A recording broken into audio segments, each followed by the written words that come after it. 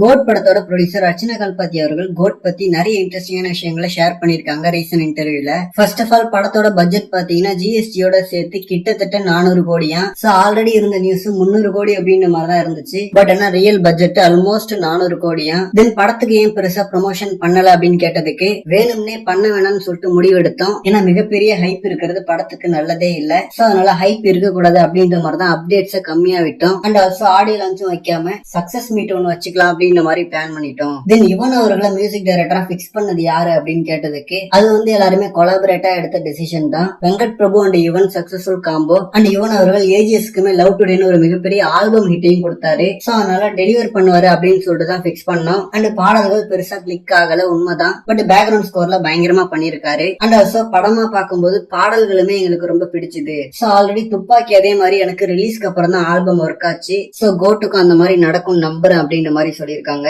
And also இது dance song அந்த மாதிரியான ஒரு படம் கிடையாது. படம் பாட்டுக்கு ஒரு வேகத்துல ஓடிக்கிட்டே இருக்கும். சோ அதுல இருந்து ஒரு ரிலாக்ஸேஷனா தான் சாங் இருக்கும். தென் படத்தோட டூரேஷன் 3 மணி நேரம் சொல்லிட்டு எல்லாரும் பயப்படுறாங்க. பட் டூரேஷனே சொல்லாம நாங்க படம் போட்டு காமிச்சோம். யாருமே லென்த்தா இருக்குன்னு ஃபீல் பண்ணல. ஈவன் தளபதியுமே இந்த கதைக்கு 3 மணி நேரம் தேவைப்படுது அப்படின்ற மாதிரி தான் சொன்னாரு. அண்ட் வெங்கட் பிரபு அவர்களுமே நீங்க யாராவது கையில போன் எடுத்தா உங்களுக்கு படம் புரியாத மாதிரி தான் ஸ்கிரீன் பிளே பண்ணிருக்காரு. சோ அதனால லென்த் பத்தி எனக்கு எந்த ஒரு கவலையுமே இல்ல. அண்ட் படத்துல இருக்கிற சர்ப்ரைசஸ் நீங்க எப்படி லீக் ஆகாம பாத்துக்கிறீங்க? ஆல்ரெடி த்ரிஷாலாம் வேற நடிக்கிறதா நியூஸ் வந்திருக்க, உண்மையா அப்படின்னு கேட்டதுக்கு த்ரிஷா நடிக்கிறாங்களா தெரியல அப்படின்ற மாதிரி சுத்தமா எதையும் ரிவீல் பண்ணாம படத்துல நிறைய சர்ப்ரைசஸ் இருக்கு. ட்ரெய்லர்ல கூட சிலதை காமிச்சிருக்கோம். பட் ட்ரெய்லர் பார்த்துட்டு அதை யாருமே கண்டுபிடிக்கலன்றது ரொம்ப சந்தோஷம். படம் டெஃபினட்டா ஒரு தியேட்டர்ல செலிப்ரேஷனா இருக்கும். ரொம்பவே புஷ் பண்ணி டிஃப்ரெண்டா ஒன்னு ட்ரை பண்ணிருக்கோம். சோ தியேட்டர்ல வந்து பார்த்துட்டு சப்போர்ட் பண்ணுங்க அப்படின்ற மாதிரி சொல்லியிருக்காங்க. அண்ட் கோட் படத்துக்கு மிகப்பெரிய ஒரு ஹைப்பை உண்டாக்காம இருந்தது ரொம்பவே நல்லதுதான். பட் இவங்களை தாண்டி இவன் அவர்களோட பங்கு அதுல மிகப்பெரியது. ஏன்னா அரேபிய குத்து வாத்தி கம்மி மாதிரி ஒரு சாங் அமைஞ்சிருந்தா